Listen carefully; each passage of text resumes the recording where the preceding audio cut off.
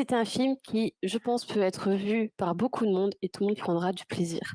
C'est un film alors, moi j'aime beaucoup Alors de ça parle Jonathan de Barré. quoi? De quoi?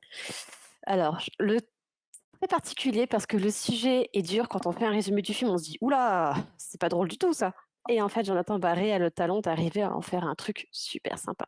De base, c'est une femme qui perd son conjoint dans un accident de la route causé par un chauffard, qui va décider d'entrer dans une sorte de enfin, dans une revanche sur les chauffards. Donc elle va devenir formatrice pour les stages de récupération de points ou des gens donc qui ont tendance peut-être à rouler trop vite, à rouler en ayant picolé, à être des dangers sur la route, vont participer à ces stages et suite à cela, elle va, eh bien, devenir un peu tueuse en série.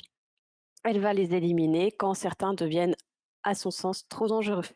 Alors oui, le thème du film n'est absolument pas drôle, je vous l'accorde, c'est terrible.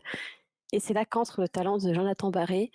Pour ceux qui ne le connaissent pas, c'est son troisième grand film, si je ne me trompe pas, après La folle histoire de Max et Léon et Les Vedettes. Donc à chaque fois, on retrouve le duo du Palmacho, qui font partie de tous ces films. Bonne conduite aussi, le duo Palmacho représente le duo d'enquêteurs.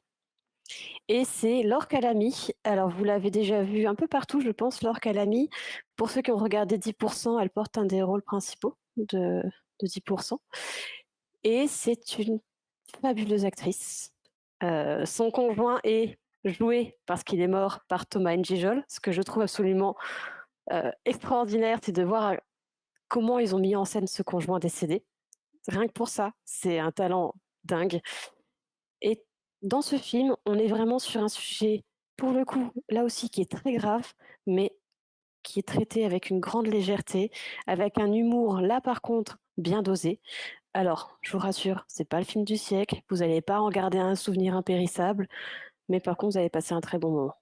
D'accord, donc c'est un petit peu l'opposé de Une année difficile où tu disais justement que c'était enfin, finalement les sujets étaient mal écrits et mal abordés, alors que là au contraire c'est beaucoup plus subtil.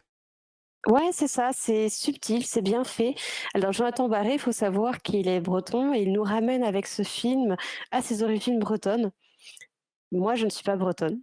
Mon conjoint l'est. J'ai regardé avec mon conjoint et c'était vraiment très sympa car lui, je voyais qu'il rigolait sur plein de choses que moi, je ne comprenais pas car en fait, ce sont juste des références à la Bretagne, des jeux de mots par rapport, aux locaux ou des choses comme ça. Il me dit: «Là, ce nom de ville-là, c'est complètement inventé, mais tu t'en es même pas rendu compte tellement ça sonne breton» et c'est vrai.